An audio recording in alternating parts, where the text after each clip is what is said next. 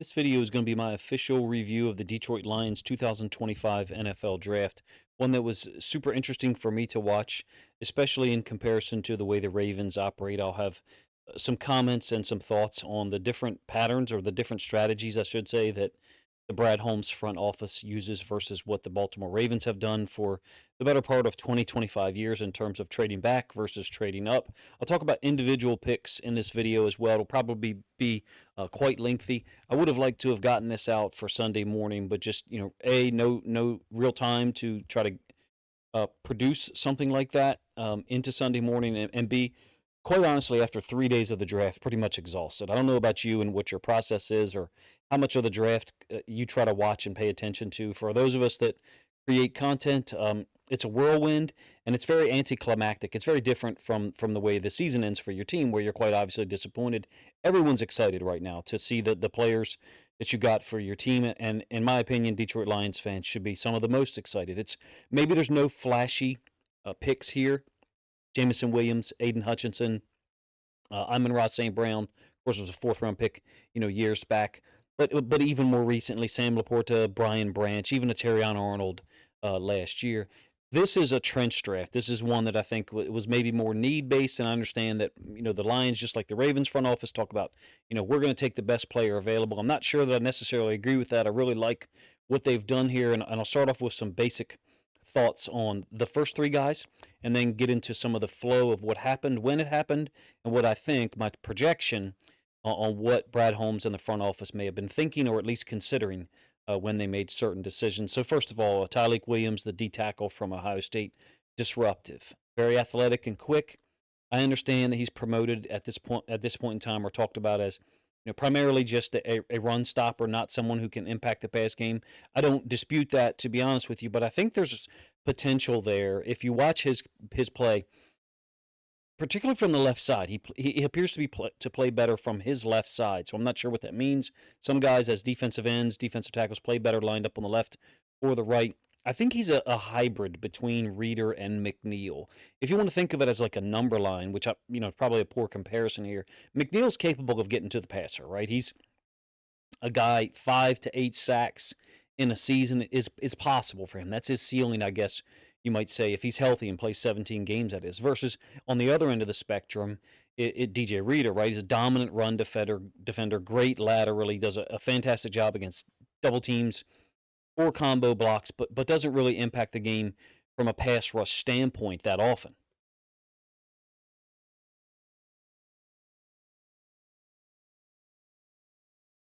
I kind of look at Tyleik Williams as a guy who's between those two. He can kind of be probably a little closer to DJ Reader if we were talking about a horizontal number line, but someone who's got a little bit more flavor, a little bit more pizzazz as a pass rush guy, in my opinion, from a potential standpoint. You're welcome to let me know what you think of that in the comment section. Tate Radledge, man, I thought this was a great pick. Williams is the more disruptive, more talented guy, but I think Tate Radledge is, first of all, he's super athletic. 10.00 RAS score from Georgia, played right guard. I really like his game. He's someone that I looked at for the Ravens as a possibility because of our guard situation. Now, I have a difference of opinion versus many other people for what the Ravens guard situation is like, the judging of the quality of it. I don't go by PFF numbers. I watch the film, and for better or worse, that's what my analysis is based off of, what I think. So at least it's organic, and you can judge that it's my opinion. It's not copy and pasted from someone else, and I'm certainly not just quoting numbers. I thought Tate Radledge was an option for the Ravens in round 3, maybe 2, but 2 seemed a little early for me. But he's talented. I don't think 2 was early for the Lions to take him. That's certainly not what I mean by that. But with the other needs that the Ravens have, essentially defensive tackle, I wasn't looking for him to be a round 2 pick. Apparently, Brad Holmes and those guys did, because they traded in front of the Ravens. Of course, they went 59-60 originally, right? 59 Baltimore, 60 Detroit. And the Lions traded up in front, I think 3 spots to get to 57, presumably to get in front of the Ravens and prevent them from taking Tate Radledge. That's what it seems like to me. Lo and behold, Mike Green was available at 59, and the Ravens selected him. Would have, talent-wise, I thought Green would have been a great option in Detroit, but apparently, he may have been just off their board. Moving forward a little bit quicker, and we'll come back and talk about individual situations and the flow of the draft. Isaac Tesla, the receiver taken in round 3 from Hillsdale College, I believe, and then Arkansas the last 2 years. They traded up 32 picks to get him. Super athletic wide receiver, 6'3", almost 6'4", 215 pounds.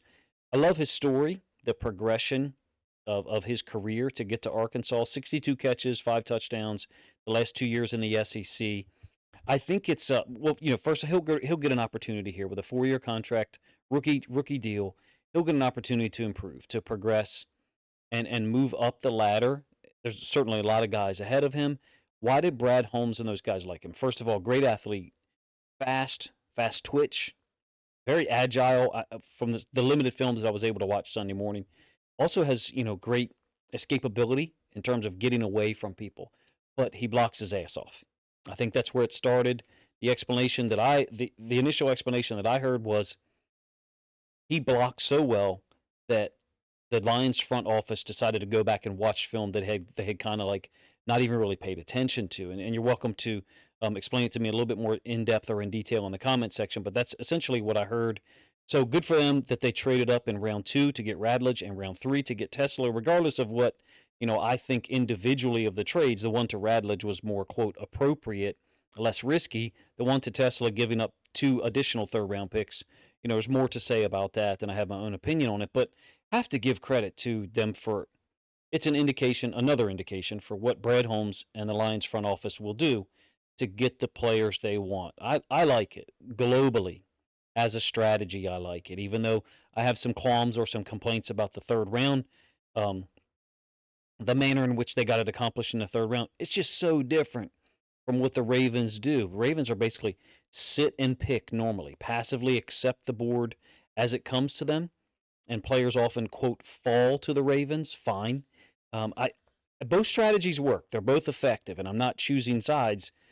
Personally, I find the trade-up philosophy more interesting for a lot of reasons. I'll get into at least one of them in a moment, but maybe it's because I like to go against the grain, and for so many years, the Ravens have just been sit and pick. Occasionally, they have traded up or they've traded back in. For example, uh, they did get 2 first-round picks of the year that they took Lamar Jackson. He was actually their second first-round pick that year. Additional to that, when they drafted Kyle Hamilton, they also were able to get recoup a second first-round pick to gain Tyler Linderbaum, who's an All-Pro center. One of the reasons why I like the trade-up philosophy, I guess if I was forced to pick one, I would prefer that one. Um, Selfishly, as a fan, it makes it a whole lot more interesting because you never know what your team's going to do. But here's one that I think is neat. At a certain point, the Lions, Brad Holmes, I wonder if they might be limited by their reputation. So let's start within your division. And then maybe even your conference. We'll extrapolate it out to a larger bubble, your conference, and then maybe the entire league. Basically, at this point, if Brad Holmes calls you during the draft, you know what it is. It's because they want a player at your next draft spot, and he's probably got a proposal to give you. Fine, right? That's obviously what it is. But here's the rub: if you're the Packers, we'll start there. Would you take the call? All right, maybe you take the call. Would you consider the proposal? I mean, I would hope for the Packers' sake they wouldn't, because Brad Holmes knows what he's doing. He knows who he's going after. Why would you want to help a team in your division get the players that they want? Because we should trust, Brad Holmes and the front office and Dan Campbell's evaluations that they're going to build a solid product. That's what they've done, and I think that's what they're going to continue to do. So move that out to a larger bubble. Would other teams in the conference, right? The Eagles, the 49ers, the Commanders, should they take the call? I do wonder if over time the trade up philosophy is whittling down or narrowing the pool of available teams to trade up with, because they're going to be trading back. In essence, in order to get it done with each passing year, I wonder if the price tag for Brad Holmes and those guys to accomplish their trade up goal isn't getting higher. And that might be, I suspect, I'm just propositioning here or proposing the idea that maybe that's why they had to offer so much to move up in the third round to get Tesla, because at this point everyone knows when Brad Holmes calls you in the draft what he's proposing. I almost wonder, a thought that I had, a side note, that maybe they could maybe they could call someone during next year's draft and offer to trade back, basically to try to throw the league off their scent. But anyway, I will talk about the two trade back moves. Well, actually, trade up, excuse me, moves in this video. Really, there's three of them. The first one I liked, Radledge. The second one, Tesla. I didn't, but I'm willing to admit that maybe the price tag's been driven up for one or two dynamic factors. I want to get to the rest of Detroit's draft where I thought the front office really turned things up. Not that the first two picks weren't good, in my opinion, but adding Miles Frazier, uh, Hassanin, hopefully I'm saying his name right, the Boise State DN that you see on screen right there. Additional to that, Dan Jackson, the safety from Georgia. I thought those guys were, first of all, they're great character guys, reportedly, all three of them, especially Frazier. I think he's had some injury issues, but a high level player. I like to use analogies in sports, and what I was looking for the Ravens and the Lions in this draft was what's the point at which they really start taking over, they really start hitting. And I always like to talk about like Floyd Mayweather in a boxing match. He figures people out. Right? He's such a genius or savant in the ring. By round 5 or 6, he's generally got the timing, rhythm figured out, and he starts to interrupt your flow. Basically, takes over the fight with his IQ. And Brett Holmes and really did so in the second round, trading up to get Radledge, someone they want, reinforce the offensive line. Amazing, if you ask me. Already had one of the best offensive lines in the league, and in this case, chose to just continue or commit even more so to that outcome, having a dominant or a great offensive line. And kudos to him for doing so. The Tesla pick, regardless of whatever we may think about the individual way that it got done, they grabbed a wide receiver who's going to be here for 4 years, great athletic testing, and someone who's got potential, big play potential. In fact, added another offensive lineman in Frazier, and then Hassanin, the defensive end, which is a position of need. Now, do you think they should have taken a D end already? Yeah, yes, I do. I mean, to be honest with you. But having said that, to double up at guards, two tough guards from the SEC, right? They've both got a competitive streak and an athleticism, especially in the case of Radledge. You already, have backup tackles in Dan Skipper, Giovanni Manu, second year, hopefully developing a little bit more as a backup. I really loved the guard picks for the Lions. Radledge and Frazier, who's he's a pretty good player. I did want to see Detroit get a premium defensive end, outside linebacker, pass rusher, to be honest with you. And that's going to affect my overall grade here that I get to at the end. If you care to hear it, that is. Detroit didn't have a fourth round pick, and right now, doesn't have either third rounder next year. But I think that the pick in round 5, Miles Frazier, who they traded up to a third time to get, he's a guy who started at LSU as a guard. Actually played tackle as well. I think he played all 4 positions at LSU except for center. I might be wrong there. Feel free to let me know in the comment section. Brad Holmes, like I said, actually traded up to get that done. I had the opportunity on Saturday, day 3 of the draft, to sit with a bunch of Ravens content creators and some media guys in a stream from Film Study Ravens. Ken McCusack. Hopefully, I'm probably mispronouncing his last name. I do that all the time for him, which I apologize about because first of all, he's a great guy, and second of all, he's been doing content for a long time. He may be the longest standing Ravens content creator. He grades the Ravens offensive line every week. Do I have some slight differences with how I would grade offensive line with him? Yeah, I do. But he's consistent. He does the same thing every week. I wish there was someone for the Lions who did that graded O line and then published it so that you as fans could, see what it is. And even if you disagree with certain parts of it, if that person's consistent, you're getting a consistent score every week. And I think there's some real benefit to that. And that's one of my complaints with PFF. I know I'm bridging off into another topic here is who the hell is grading for PFF, right? Is it the same player grading the Lions in week 2 that grades the Lions in week 5? No, it's not, all right? And so in terms of Film Study Ravens and Ken, it's the same guy grading the offensive line every week, and it's the same guy that's been grading the offensive line every year. I think he's been doing it for 14 years. I could be wrong. In any case, I was able to serve on a panel on Saturday, and it was just the most unique thing for me because the Ravens traded back twice. And during that time, the Lions had obviously traded up. So we sat and we were waiting for the Ravens to make picks, and they were just passing on them. Ravens fans trying to figure out, what's going on. Why are we trading out of round four? At one point, really, we had picks 129 and 136, and the Ravens were looking for us to start that Floyd Mayweather process round five, round six. Okay, we're figuring this out, and we're going to go get some good players here. They're going to be, maybe developmental, but offer something if it's special teams, whatever.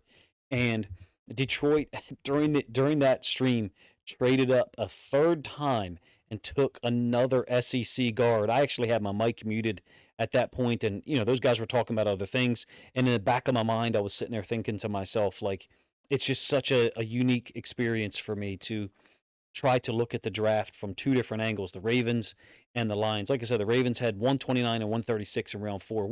Everyone thought, we're going to get a good D tackle here. Maybe we're going to get a guard tackle hybrid. And to see, we took a developmental tackle at 141. We traded back into the fifth, but Detroit got Miles Frazier at 171 after trading up again. The difference in approach is striking, and I like both. I really like both. It's, some people like their steak rare, some people like it medium, some people like it well done.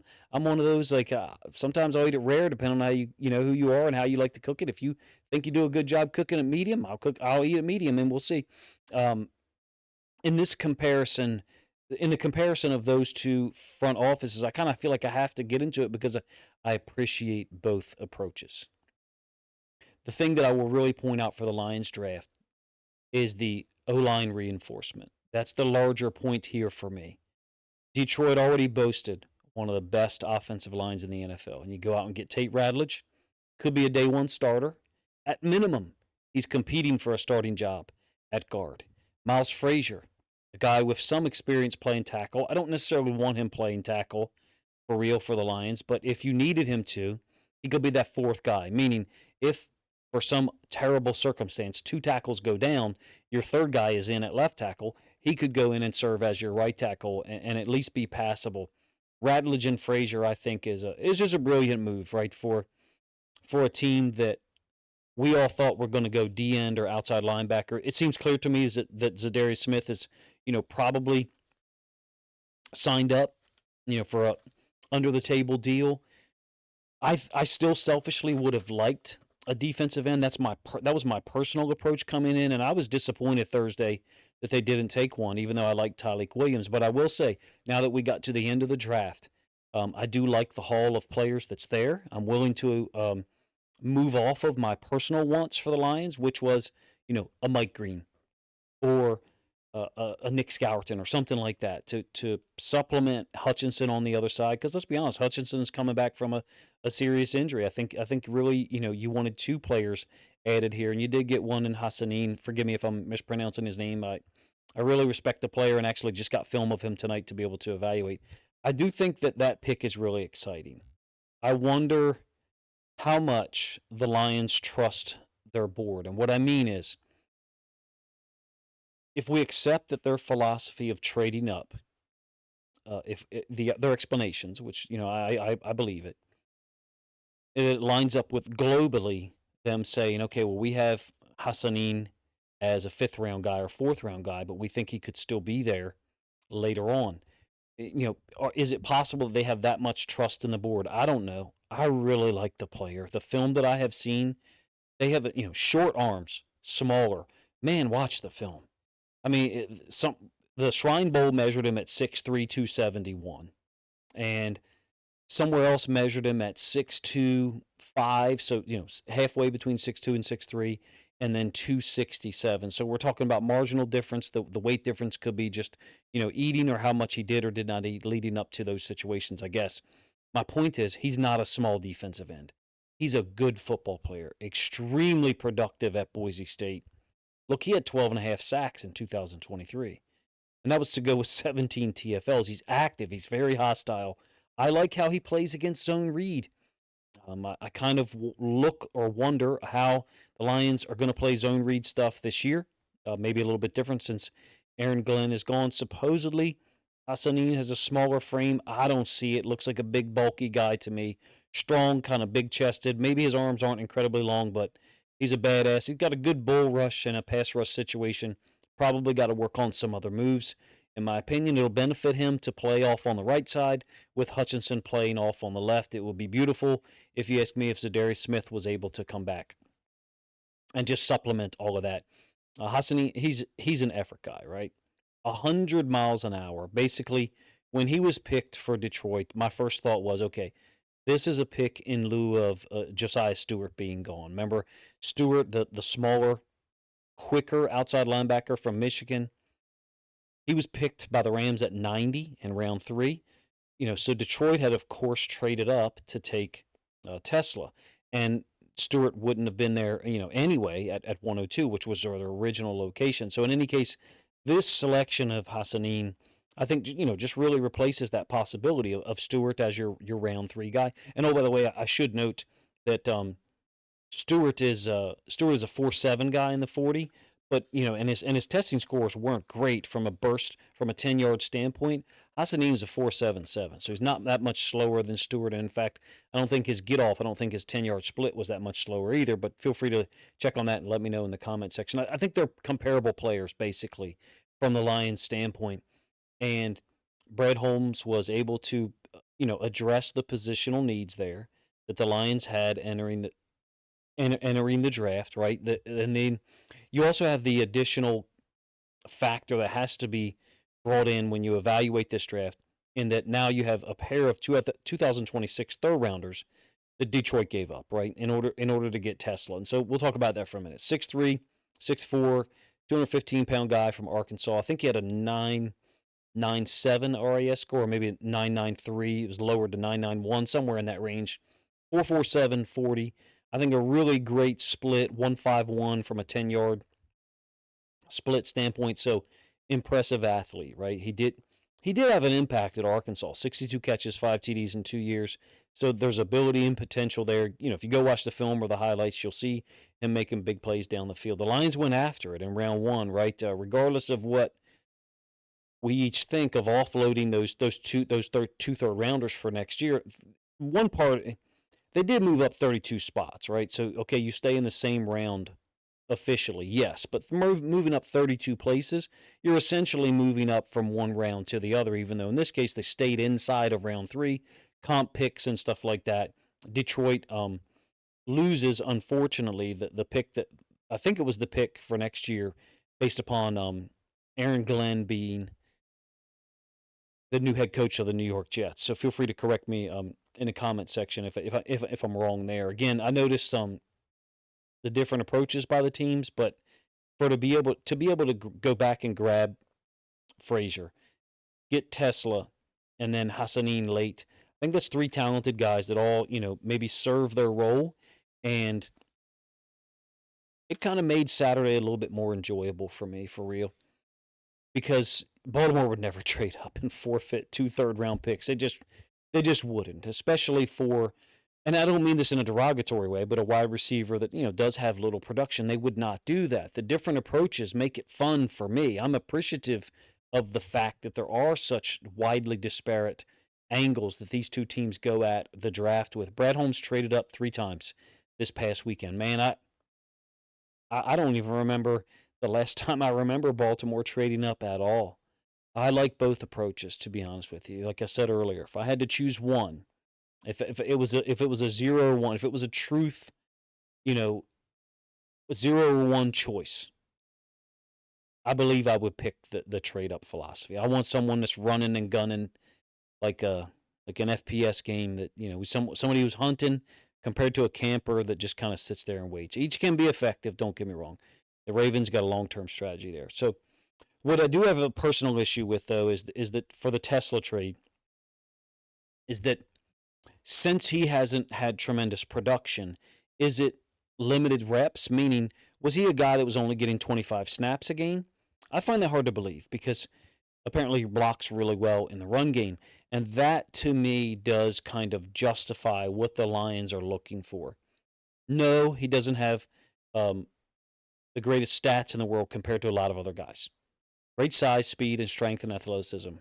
And if they think he's one of the top 2 or 3 blocking receivers in the draft, then I can't blame them, because they're committed to their style of play. They just reinforced the offensive line.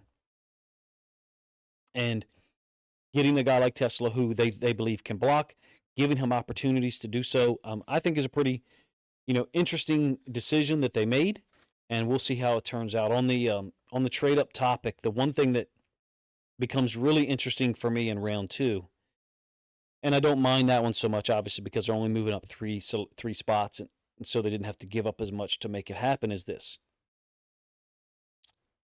It came out after the Ravens drafted Mike Green that he has spent an entire day in Baltimore with the Ravens. Now, if somehow Brad Holmes and the Lions thought that someone else would take Green at 58, which I think was the Raiders, a part of me wonders if Detroit thought, okay, the Raiders are going to take Green. Remember, the Raiders at 58, Ravens are at 59, and then Detroit was originally at 60. Okay, the Raiders might take Green, which it sounds like a Raiders thing to do historically, right? That would trigger a reaction, possibly by the Ravens, to take Radledge. That seems a little bit more interesting to me than just the bland immediate reaction, which was my own as well, that the Lions jumped in front of the Baltimore, who presumably was going after a guard like Radledge at 59, and Detroit wanted him. So credit for Detroit for doing that. I guess some would say, why didn't Detroit? Because look, really, when Detroit traded up to 57, I said to a buddy, I said, this is Mike Green. This if anyone's going to take Mike Green, I think it's going to be the Raiders. And I thought my original presumption there was they traded up to get in front of the Raiders so they could take Mike Green and address the outside linebacker position. None of that happened, right? Lions go Radledge. Las Vegas takes Jack Beck, the wide receiver from TCU. And then, of course, the Ravens take Mike Green. I really thought Detroit was moving up to get him because most of the edge defenders were off the board at that point at 57, right? The next four D-end outside linebacker picks after 57, and this is the part that I suspect some Lions fans might have some criticism for, is I think it's Ashton Gallott from Louisville, Landon Jackson, Princely Uman-Lamayan, and then Jordan Birch. Those are the next four outside linebacker D-end choices. Basically, Mike Green's he's a round one talent, and Detroit had the opportunity at 57 to take him. They did not. They did address the outside linebacker position. I get it. Some people probably think they didn't address it enough. I don't have a problem with that. I do suspect or accept that Zadarius Smith has probably got a deal signed up. That may still not be enough for some people, and that may still not be enough in 2025 for the Lions. If Aiden Hutchinson has difficulty getting back to 100%, Hassanin isn't able to produce. There are other guys there that aren't great pass rushers, so I understand the concern from some people in Detroit's fan base. I haven't heard from them yet because I haven't produced a video since then. Interesting that the Lions took two more Georgia players, both in the 7th round. I don't know much about the receiver, to be honest with you. I've only watched film of one of these guys, and he's a baller. That's the safety, Dan Jackson. First, he's a guy that's committed on run plays to his side. I spent a significant amount of time watching Georgia's defense leading up to the draft for a lot of reasons. First, Jalen Walker, and then Mykel Williams, also Malachi Starks, who ended up going to the Ravens in round one. And I've since watched more film of Malachi Starks. I was sent to other games. So I saw a lot of Dan Jackson. He's not asked to do as much in coverage as Starks, clearly, right? Not the same player, but he's very good in run support. When he sees a read, this is Jackson. He's committed. He's downhill right now. He's a good tackler. I can absolutely see him in a preseason game making a big hit on a run play and forcing a fumble, or making a really nice tackle on special teams. He's a violent guy in those situations. Former walk-on at Georgia, which says a lot, right, about his tenacity, his faith and confidence in himself. He's a good player, if you ask me, to have around. Seems like he's serious about his role. Can't imagine someone like that being a distraction. I think to get him in round 7 is an interesting use of your draft capital. It's a smart use of your draft capital. You really can't go wrong with a guy like that in round 7. All in all, I think it was a very solid draft for the Lions. They reinforced the front 7 with Tyleik Williams, continue the commitment to have a high level offensive line. And that's the part that I'm jealous of as a Ravens fan. I don't think that Baltimore has committed to the offensive line the same way. We did draft a second round tackle last year, Roger Rosengarten. 2022 drafted a first round center in Tyler Linderbaum. That's about it as far as the first two rounds, rounds 1 and 2 at offensive line. And here we have the Lions, who are already in a great position from an offensive line standpoint. Technically, they have all positions covered, but with Kevin Zeitler leaving, I didn't think that Glasgow played fantastic um, at left guard last year. Over the course of the entirety of the season, I thought that he had about 4 games that were subpar, in my opinion, versus Zeitler had one game that I thought was pretty bad, and then a second game that was average for him. And so for him to leave after being relatively solid all year, you got Christian Mahogany. They bring in Tate Radledge, they bring in Miles Frazier, and create depth at a position of strength, the overall offensive line, but also address the lone question mark on that line. That commitment, I applaud Brad Holmes and the front office for what they did, and Dan Campbell and those guys for committing to that style of play. I like the O line picks a lot. I recognize that some may not, especially in round two, when you had a guy like Mike Green available and others. But just to reiterate, I think it puts the offense in a position to not just account for the loss of Zeitler, but also, improve upon the offensive line. Radledge is more athletic than Zeitler at this point. He just absolutely is. Perhaps there's no star power in this draft. Like I said earlier, Jahmyr Gibbs, Brian Branch, Aiden Hutchinson, not there, right? But this draft reinforces the O line and the D line, brings quite obviously raw athleticism to the wide receiver position at a steep cost. But he also does finally address the D end OLB spot long term. Hassanin will be here for 4 years. With that deal that he gets, you have to assume that Zadarius is set to return. Otherwise, this draft does look like a missed opportunity to seriously upgrade that position in the draft. As a side note, or on a related note, I should say, I was asked in the Lions Discord that I run, that's part of my Patreon, Coach, who do you think we should have as Lions fans, or we should root to acquire? Zadarius reacquisition or Matthew Judon, being as they were both former Ravens, and their game a little bit. So, well, I didn't necessarily break down the game the same way. Judon was on his way out his last year in Baltimore, or maybe last 2 years, when I started trying to evaluate NFL film. I said, you may think this answer is a cop out. I think you should shoot for both. And I don't know what the Lions cap space looks like. I don't know what Zadarius and or Judon would want. But to me, I think that from a pass rush standpoint, there does need to be more depth built there. And that does have an impact in my grade here.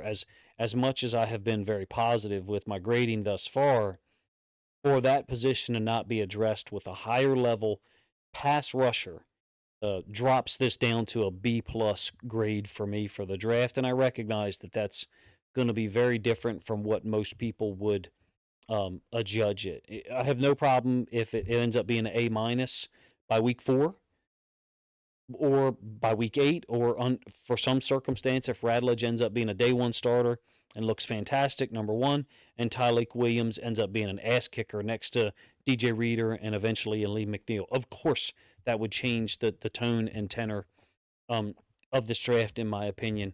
But as it stands, that's what I'm going to apply to it, as a B plus that could possibly change to an A minus. I really don't see it going any lower than that. I like what Brad Holmes does. I like how those guys operate, even though specifically I wasn't a fan of the price tag associated with drafting Tesla. Hopefully, I'm saying his name correctly. I saw 2 spellings or 2 pronunciations, quote, online, that I was like, that can't be how that kid's name is pronounced. But in any case, this is my review for the Detroit Lions draft for 2025. It was a long process, about 2 months of work trying to get draft related film edited and put out. Didn't really generate much revenue from it. Not looking for sympathy there. I'm looking for suggestions on how to try to market the content and my work next year a little bit more efficiently. We are between some Lions and Ravens fans going to begin a college football Discord that'll be part of my Patreon. So Look for me to talk about that in some of my videos leading up to the 2025 season. If you appreciated this video, feel free to let me know in the comment section. If you had any qualms or complaints about my issues with some of the Lions' choices, feel free to explain that in the comment section and let me know where you think I'm off base. I did enjoy the draft overall, but specifically, I like the fact that Brad Holmes and his group traded up 3 times to get players they wanted, and in all 3 cases got either depth, possible starters, or long-term talent solutions. For example, in the form of Tesla at wide receiver. I appreciate you guys' time. If you think other Lions fans would enjoy this piece of content, which is just a global review of my thoughts and some of the progression of how things occurred during the draft. If you think other Lions fans would enjoy this video, please consider grabbing a link to this content and sharing it out on social media to help this video get more reach.